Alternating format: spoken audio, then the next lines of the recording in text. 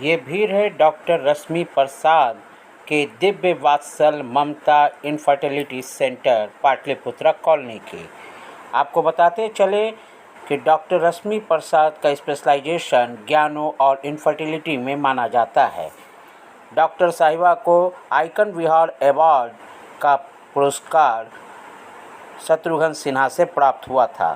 Thank you doctor award भी स्वास्थ्य मंत्री मंगल पांडे ने दिया तो सांसद रविशंकर जी ने सिटी के सितारे का अवार्ड इन्हें दिया है।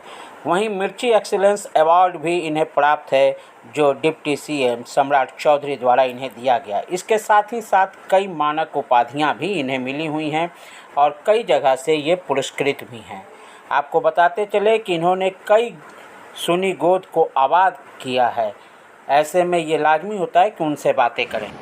नमस्कार, मैं चंद्रकांत मिश्रा और आप देख रहे हैं टुडे 24.in। और आज हमारे साथ वो शख्सियत हैं, वो डॉक्टर मौजूद है जो ना जाने कितनों की गोद को आबाद करवाई हैं।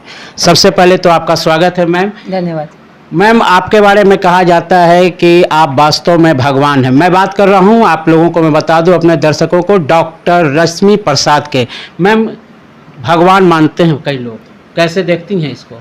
देखिए, भगवान तो कोई नहीं होता है। हम लोग अपना बेस्ट देते हैं, कोशिश करते हैं कि जो बिल्कुल ठुकराया हुआ केस हो, जिसको बोल दे समाज की तुमको तो होगा ही नहीं, उसमें हम लोग बेस्ट साइंस टेक्नोलॉजी यूज़ करते हैं।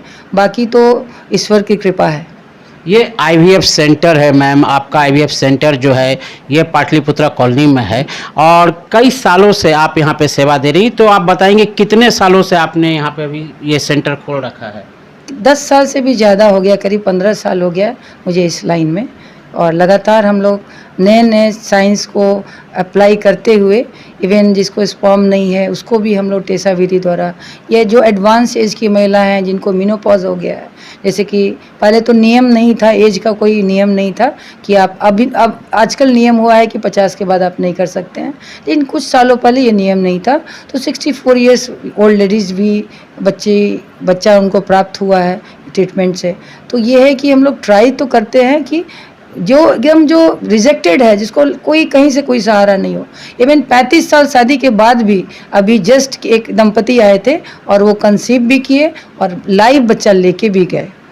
मैम, अगर भारत की बात की जाए तो महिला में कितने परसेंटेज लगभग ऐसे हैं जो कंसीव नहीं कर पाती हैं? नियर अबाउट एक अगर हम आपसे डाटा ले तो भारत में क्या पूरे वर्ल्ड में अभी जो हम लोग का जो लाइफ स्टाइल जो चेंज हो गया है ना, जैसे कि बहुत एक एज के बाद शादी होना, सेटल होना, तो इससे फर्टिलिटी पर असर ज़रूर हुआ है। क्योंकि इससे बहुत सारे जो अंडाणु होते हैं महिलाओं में, चाहे शुक्राणु होते हैं, इसका असर पड़ता है। इसलिए इनफर्टिलिटी का प्रॉब्लम ज़्यादा बढ़ गया है और इंडिया में भी। और जहाँ तक परसेंटेज की बात है तो मोस्टली 30% तो अब जरूर रिपोर्टिंग है, क्योंकि एडवांस एज में शादी ही होती है। जैसे आज 34-35 में ही सेटल होते होते टाइम लग जाता है।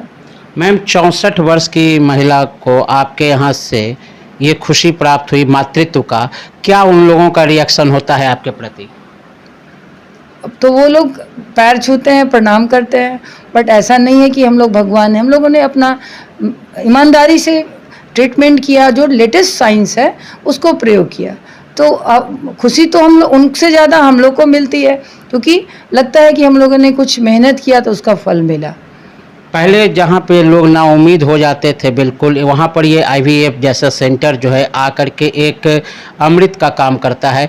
तो इस सेंटर के बारे में या इस तरह के जो सेंटर चल रहे हैं उसके बारे में आप क्या कहेंगी? देखिए, बाहर के सेंटर के बारे में तो मैं कोई नहीं होती हूँ कमेंट करने वाली, लेकिन अपना जो है हमारा, पहले तो ये बिहार है, ये बहुत पुअर स्टेट माना जाता है और पेइंग कैपेसिटी बहुत कम है। तो यहाँ हम लोग 2.5 लाख की प्रक्रिया कोई बहुत बिलो 1 के नीचे भी लाके कर देते हैं। वो जो भी फाइनेंशियल सपोर्ट है वो करते हैं। इवन हमारे यहाँ एक कॉमन ठेला वाला किसान जो सोच नहीं सकता था कि वो आईवीएफ पहुँच सकता है, उसको भी हम लोग बहुत कम रेट में, इवन अपना दवा दे के, बहुत सारे सपोर्ट करके, इवन किसी किसी को तो खाना खिलाना पड़ता है, ससुराल वाले छोड़ के चले जाते हैं, उसको भी हम लोगों ने मदद करके काम किया है। तो पहली बात तो ये सेंटर का ये है कि हम लोग पुअर मैन आईवीएफ सेंटर कह लीजिए, जो कि लोग सोच भी नहीं सकता है कि मैं आईवीएफ भी कराऊंगा। लोगों के दिमाग में रहता है कि महंगा है। धारणा है कि आईवीएफ होगा तो बहुत महंगा होगा, ऐसी बात नहीं है। यहाँ लोअर मिडिल क्लास या लोअर क्लास के लोग भी आते हैं और बहुत ज़्यादातर 80% वही है। दूसरी बात कि आईवीएफ सेंटर का ये मतलब नहीं है कि जो पेशेंट आए सबको आईवीएफ ही करना हो। बहुत लोगों का समस्या अलग होता है और बहुत लोगों को दवा द्वारा ही बच्चा कंसीव हो गया। ऐसा नहीं कि सबको आईवीएफ ही करना पड़ा, सिंपल दवा की गोली दी गई और वो लोग मतलब बच्चा हो गया आराम से। तो सबको प्रॉब्लम अलग होता है और हम लोग लेटेस्ट से लेटेस्ट विज्ञान भी यूज़ करते हैं। जैसे कि किसी को शुक्राणु नहीं है पुरुष को, अब बाहर उनको बोल दिया गया कि तुमको तो कभी तुम्हारे शुक्राणु से बच्चा होगा ही नहीं। उन लोगों को भी हम लोग हायर मेथड से जाके उनके टेस्टी से डायरेक्ट हम लोग स्पर्म लेके बेबी बनाते हैं और उन ऐसे लोगों को भी अपना खुद का संतान का सुख प्राप्त है। तो हमारी कोशिश यही रहती है कि उन पर फाइनेंशियल लोड भी ना हो और साइंस बेहतर से बेहतर हो। बाकी तो फाइव ऊपर वाला ही है सबका, बट है कि अपना हम लोग ईमानदारी से कोशिश करते हैं। कई तरह के अवार्ड से आपको नवाजा गया है मैम, हमने भी अभी बाहर देखा है आपके पास से मतलब कई तरह के अवार्ड भी हैं। अवार्ड कितना मायने रखता है आपके लिए? अवार्ड आज मायने नहीं रखता है, बट जिस समय आप इस काम में मैं एंटर की थी उस समय मेरे को कोई नहीं जानता था, ना मेरा कोई गॉड फादर था।